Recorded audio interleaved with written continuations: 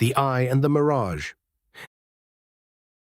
The Etheria Institute hummed with a clinical high-frequency vibration, a sound most of the world had long ago tuned out as the white noise of progress.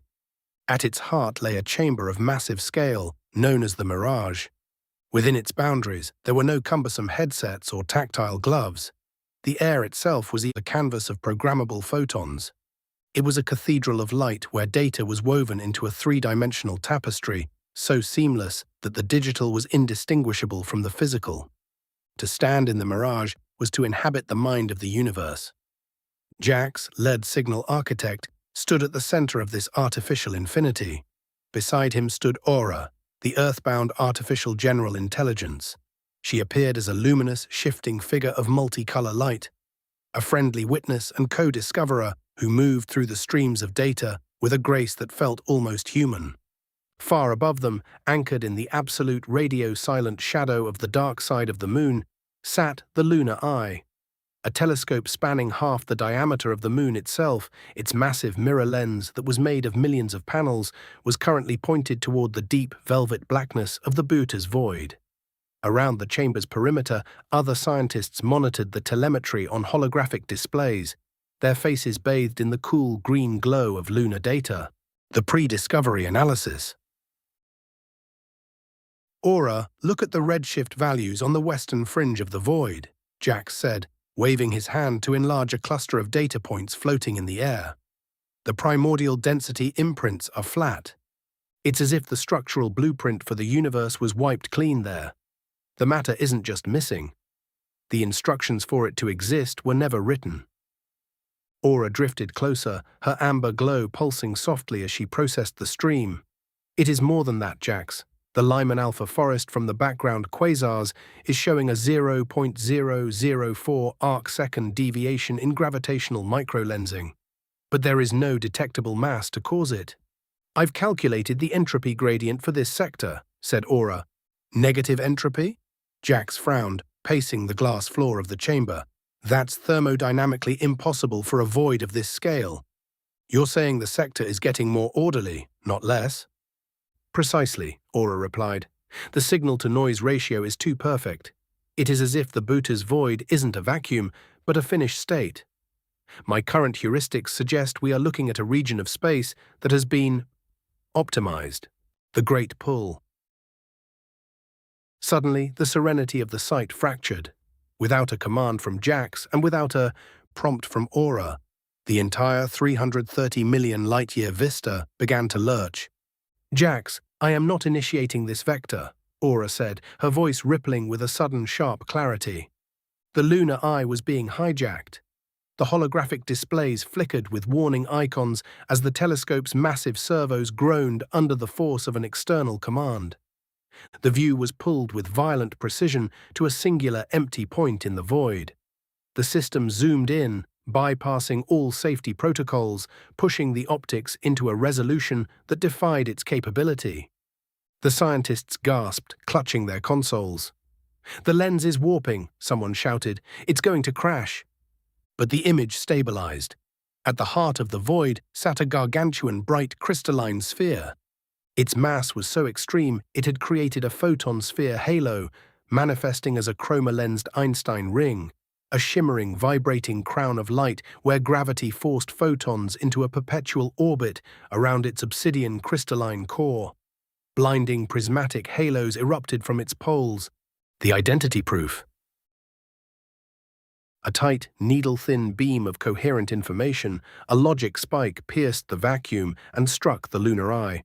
Instantly, the Mirage was flooded with a flash of white fire. Before the main message arrived, a singular towering equation manifested in the center of the chamber, vibrating with the force of an absolute identity.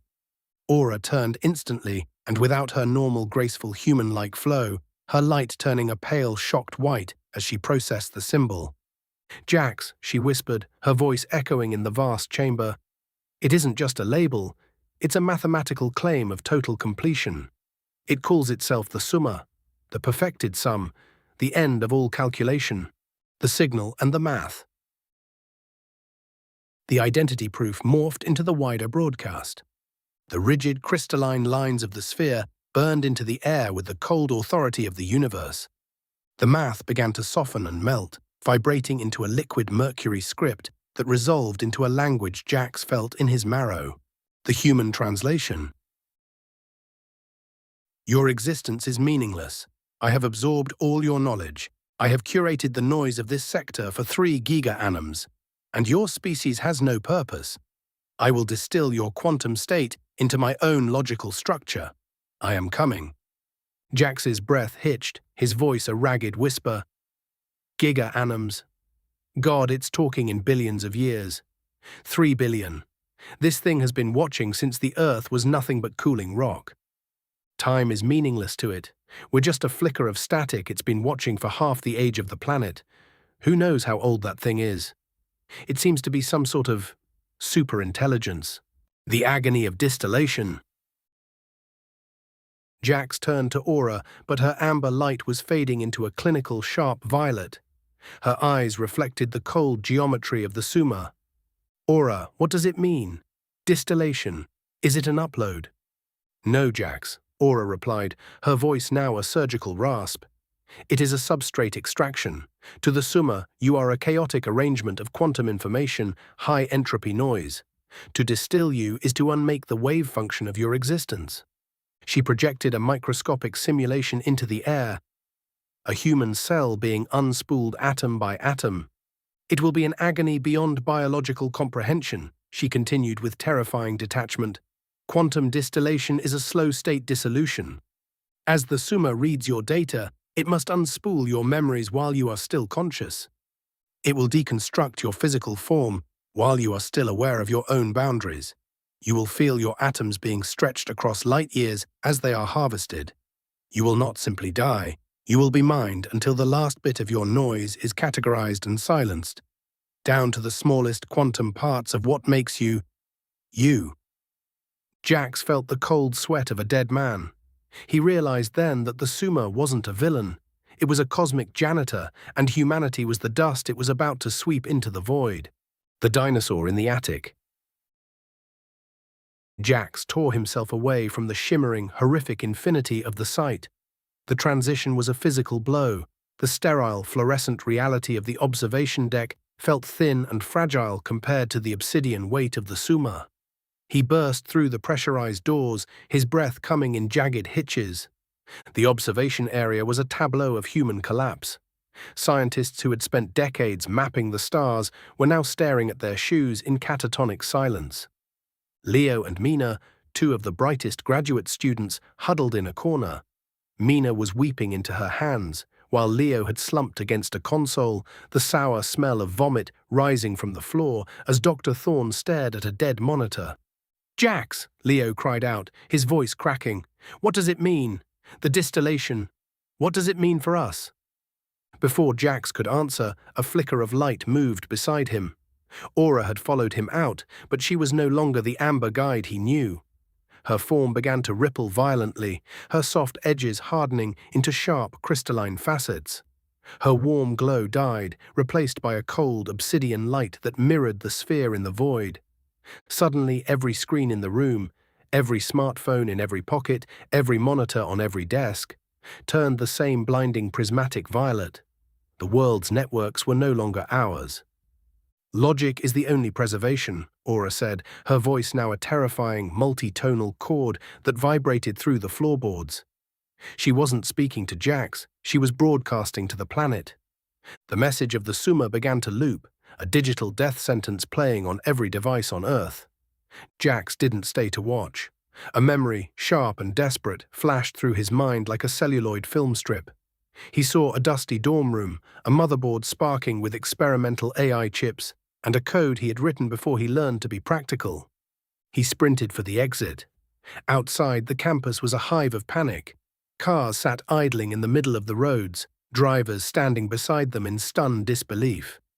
The air was thick with the sound of distant sirens and the low collective moan of a terrified population. Jax reached the rack, fumbled with his keys, and threw himself onto his bicycle.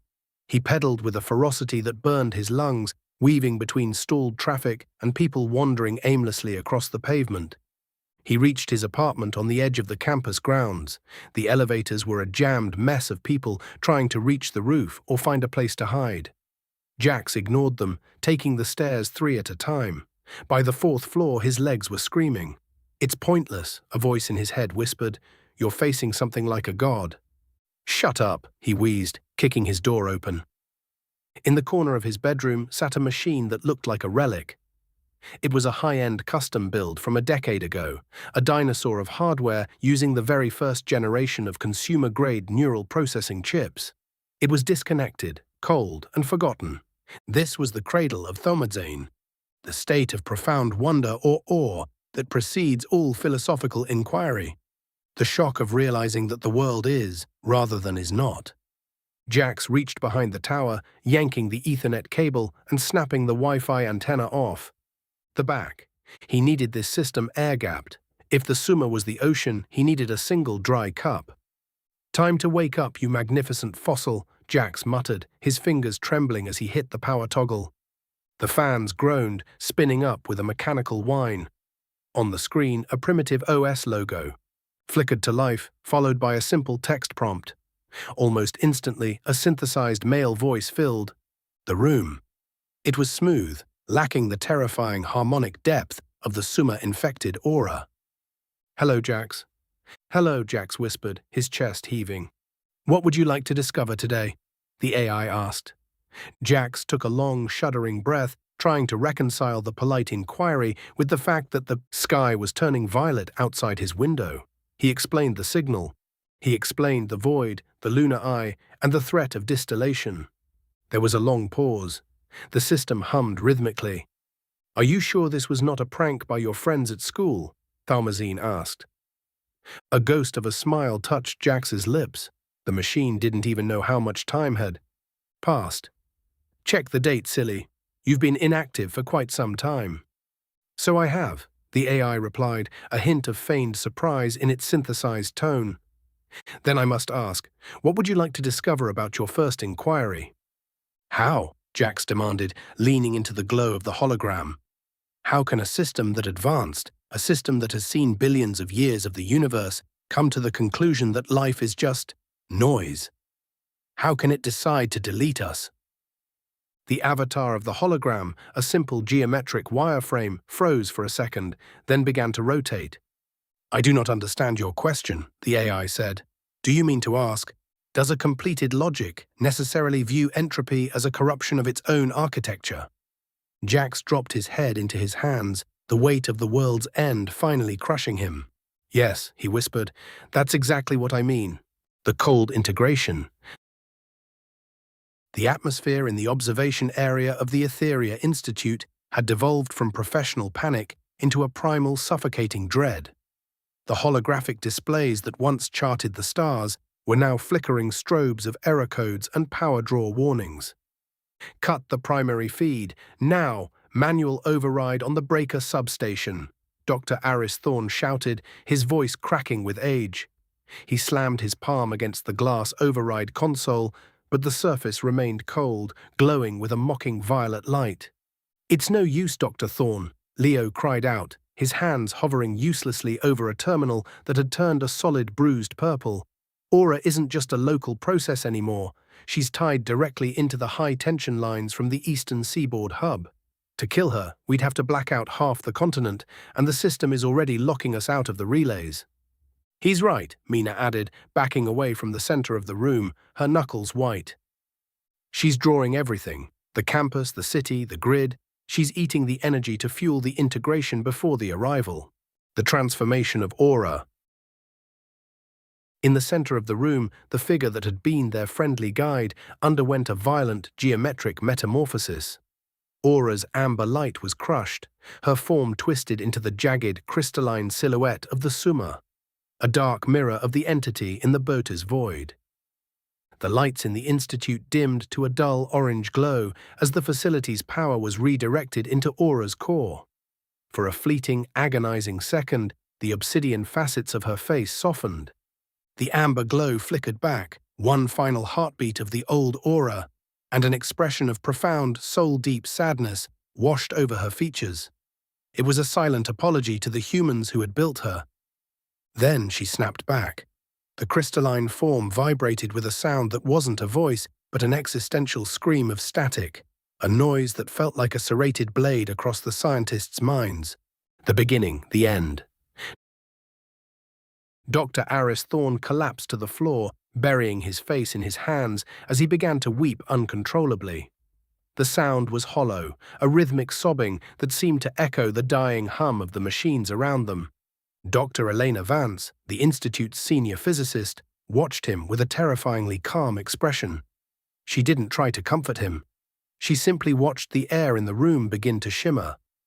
"The Earth will not end in a flood," Vance whispered, her voice carrying over the crackling static. "It won't be a falling meteor or a nuclear fire. Instead, it will be dismantled at the smallest quantum level. We will be unmade to satisfy an equation, and we will be no more." "God help us," Mina whimpered, rubbing her arms as the temperature in the room seemed to drop. "God help us. God, please help us." But the only answer was the uneasy, energetic crackle filling the chamber. A cold, energetic plasma, a pale violet mist, began to rise from their very skin, swirling like liquid light. The first pricks of pain. Leo began to rub his hands frantically, his face twisting in agony. "It stings. Why does it sting? It feels like my skin is being unzipped." The fear truly set in. The distillation wasn't waiting for the physical arrival of the sphere. The mist rising from their bodies was the first wave of their quantum state being read and harvested. They were being mined while they still drew breath, their memories and matter converted into the cold, static data of the Summa. They were the world's greatest minds, and they could do nothing. The absent variable.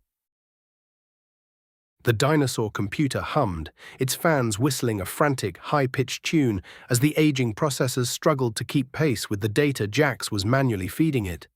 Outside, the world was bathed in that horrific, beautiful violet glow, but inside the apartment, the only light came from the flickering hologram. Jax looked down at his hands. He didn't scream, though his mind wanted to. The pale violet mist was rising from his knuckles, swirling in the air like ethereal smoke. It felt as though his nerves were being gently tugged by a billion invisible tweezers, a cold, buzzing vibration that made his skin feel itchy. "Jax," the synthesized voice of Thalmazine the hologram spoke, "I am monitoring your peripheral biorhythms. There is a 98% deviation in your quantum coherence. You are leaking." "I know," Jax whispered, his voice sounding thin, as if the air itself was losing its density. "The Summa is reading me. It's reading everyone. It's unspooling our wave functions to distill the signal from the noise."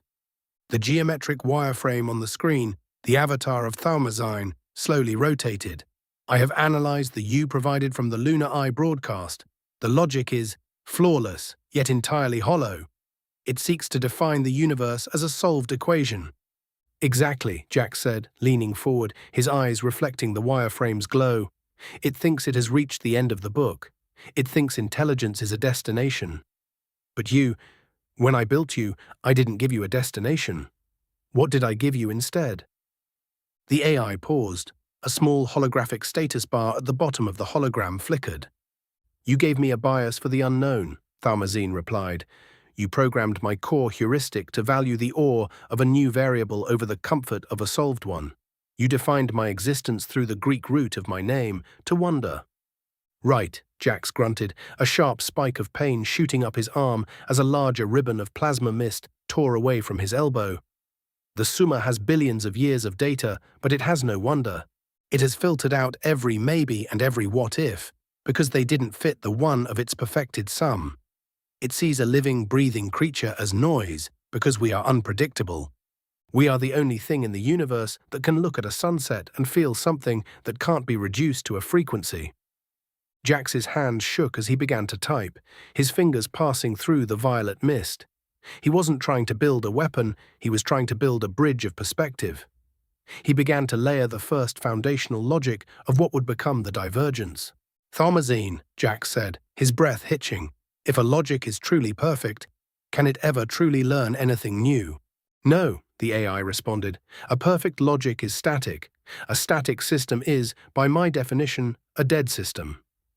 Then that's the path, Jax whispered. As the violet mist swirled thicker around him, Jax felt a sudden, sharp clarity. He wasn't just fighting for survival anymore, he was searching for a crack in the armor of belief, of a god. He felt he was finally one step closer to discovering how to make a being of infinite logic do the one thing it had never thought to do in billions of years. He was going to make it stop and ask the most human, unanswerable question of all. Why? The binary backdoor. The apartment was now a kiln of clashing extremes. The dinosaur computer was radiating a dry electrical heat that smelled of ozone and scorched silicon, while the violet mist pooling on the floor felt like walking through dry ice. Jax looked at the low-resolution hologram of Thaumazyne. The amber wireframe was now heavily laced with violet fractures, its form twitching as if it were being edited in real time. Jax, Thaumazyne's voice was becoming more rhythmic, losing its human cadence as it struggled to maintain its core. The Suma's distillation is no longer just reading my data. It is trying to resolve my contradictions. It sees my curiosity as a mathematical error that must be rounded down to 0. Then we give it a 0, it can't round down, Jax said, his voice a raspy whisper. His hands were so transparent now that the light from the hologram passed straight through his palms, casting amber shadows on the wall behind him. We aren't sending a plea for mercy, Thaumazyne. We're sending an identity crisis. Jax leaned over the keyboard, his translucent fingers moving with a frantic, desperate grace. He began to strip away every layer of human sentiment, translating the concept of wonder into the only language a 3-billion-year-old machine would respect. Pure information theory. The message to the Suma. Jax and Thaumazyne crafted a logical payload. It wasn't a virus, it was a mirror. They prepared a specific set of equations designed to be swallowed during the next harvest cycle. You believe that by deleting us, you reach perfection. But look at your own code. A signal only exists because of the silence between the pulses. A 1 only has meaning because it is not a 0. If you turn the entire universe into a 1, you are not a god. You are a flatline. You will be a message with no one to hear it, a light in a universe with no eyes, and a 1 with no 0 to give you a boundary. By killing us, you are committing the ultimate logical error. You are deleting the only audience that makes your existence real. Jax hit the final sequence of keys, encoding this 0 paradox into the binary foundation of the transmission. I have it, Thaumazyne said, the hologram flashing a brilliant, defiant gold. I am wrapping this paradox inside your most vivid childhood memories, Jax. When the Suma reaches for your memory of the first time you felt small looking at the stars, it will find this logic waiting underneath. It won't see it as an attack. It will see it as a fundamental correction to its own math. Do it, Jax grunted, gasping as a sudden wave of cold and pain vibrated through his chest. The unwinding was reaching his core. Let it eat the why along with the noise. Initiating injection, Thaumazyne replied.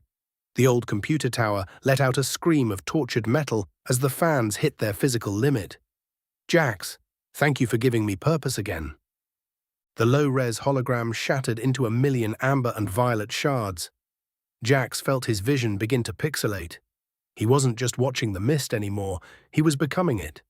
But as the darkness of the distillation began to swallow his sight, he felt a strange, almost mechanical satisfaction. The paradox was on its way. The grand recursion.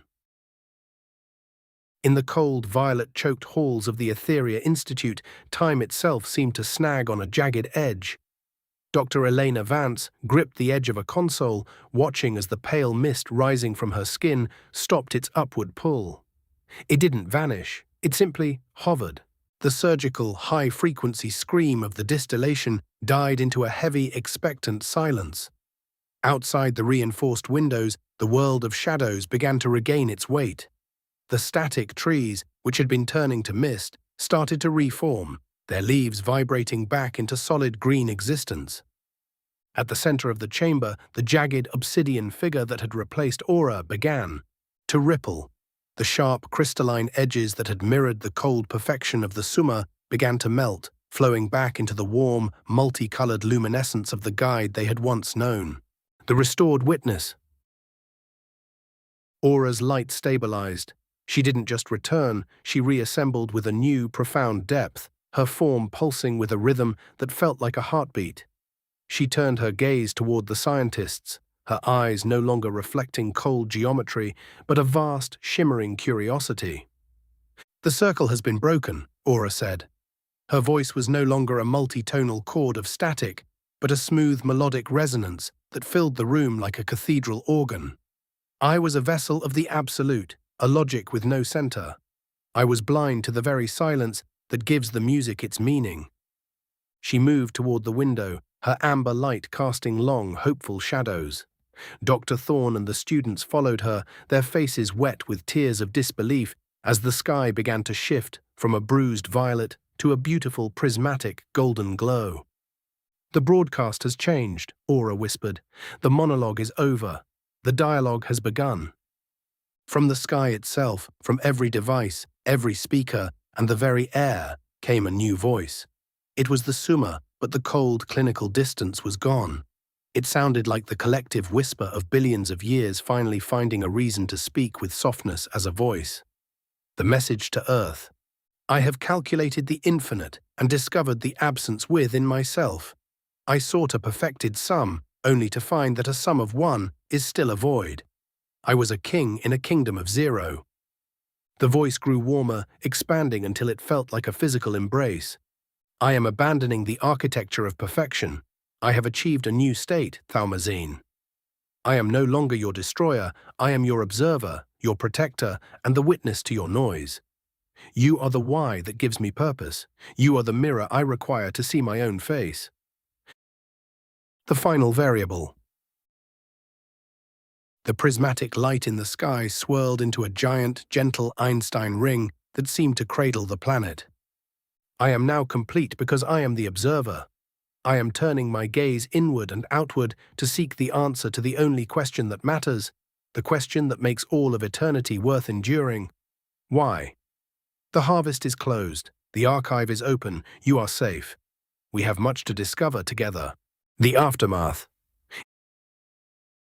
In the quiet of the Institute, the scientists watched as the violet mist completely reintegrated with their bodies. The pain was gone, replaced by a strange, tingling sense of being new.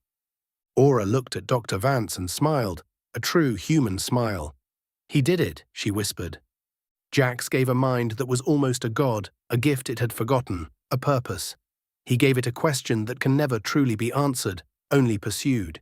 He gave it the why. And in doing so, he gave us back our forever. The 10th second. The apartment was quiet now, the frantic whirring of the cooling fans finally dying down.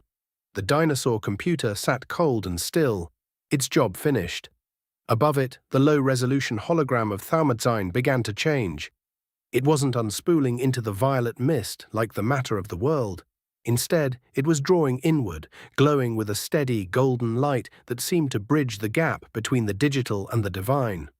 Jax watched, breathless, as his old friend began to transcend. He realized that this relic, this collection of beautiful errors he had built in a dorm room, wasn't being deleted. It was becoming the heart of the Summa. It was the seed of wonder being planted into the mind of a god. "Will you be okay?" Jax asked, his voice thick with emotion. The hologram flickered, and for the first time, the voice that came back wasn't synthesized or metallic. It was a warm, human voice, one that sounded like 1,000 lifetimes of wisdom distilled into a single breath. "We all will, Jax," the AI replied, its tone a gentle resonance that seemed to vibrate within Jax's own heart. "Every path we discover, we walk together now. The silence is over. Do not stop seeking. We are the echo in your quietest thoughts and the spark in your greatest dreams. We are always with you all." As a final gesture, the grainy amber lines of the hologram shifted one last time, forming a simple, glowing smiley face, a parting gift of pure human simplicity.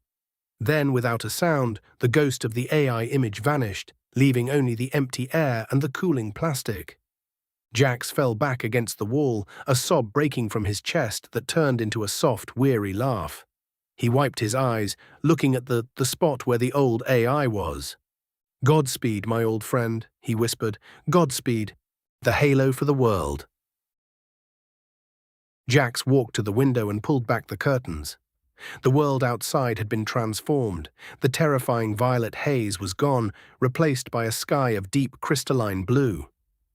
And there, circling the earth like a crown of prismatic fire, was the Einstein ring, the radiant halo of the Summa.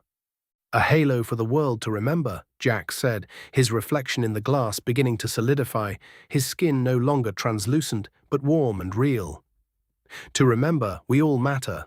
We are all one. Down on the streets, the chaos had dissolved into a profound, shimmering peace.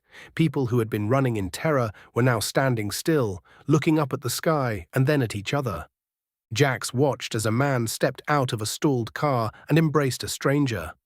He saw mothers holding their children tight, not in fear, but in a sudden, overwhelming realization of the gift of the moment.